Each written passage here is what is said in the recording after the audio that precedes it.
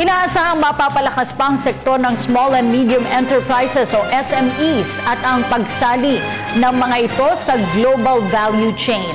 Ito ay sa pagtatapos ng 3 araw na APEC 22nd Automotive Dialogue Meeting. Ang ating tagapagbalita. Ngayong araw nagtatapos ang APEC 22nd Automotive Dialogue Meeting na ginanap dito sa Dusit Hotel sa Makati.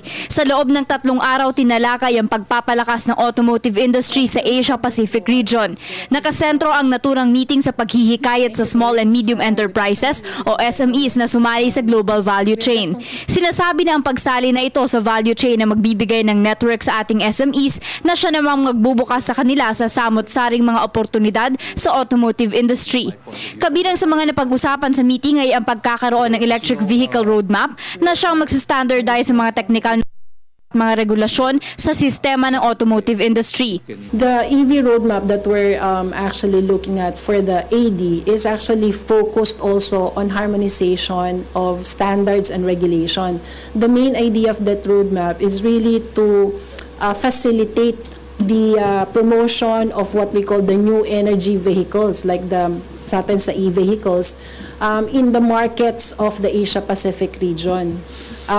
What we're targeting really is if we can harmonize the markets, we can actually harmonize some of the components so that merong interoperability of the EVs in any of the Asia-Pacific region. Isa ring natalakay ang pagkakaroon ng kompendyum ng bawat bansa sa rehiyon na siyang magsisilbing database patungkol sa updates sa ekonomiya ng bawat bansa katulad ng tax structures, sales at kung ano-ano ang available sa kanilang merkado. One of the idea nga dun sa compendium natin is really to provide a lot of the information on each of the market economy or economies of in the APEC region. Particularly, we want to start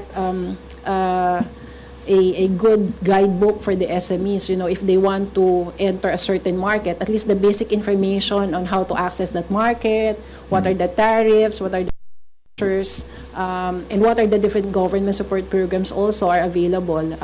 At least that would provide the SMEs an idea already whether this is the right market for them, and hopefully it will be easier for them to penetrate if ever they decide to enter that market. Ang naturang industriya ay isa sa mga malalaking contributor sa ating ekonomiya. Sa kanilang tala, patuloy ang paglago ng automotive industry sa intra-regional kung saan 5.28% ang naging growth rate ng motor vehicle parts noong 2013. Samantalang hindi naman ito nagkakalayo sa growth rate ng ibang rehiyon sa mundo kung saan tinatayang 6.3% ang naging growth rate ng motor vehicle parts. Sa pagtatapos nitong meeting, inaasahan na mas mabibigyang atensyon ng small and medium enterprises na lumahok sa global value chain, lalo na't nagsimula ng ASEAN integration sa buong rehiyon. Mula rito sa 22nd APEC Automotive Dialogue Meeting sa Dusit Hotel sa Makati, ako po si Jade Miguel nag-uulat para sa Telebisyon ng Bayan.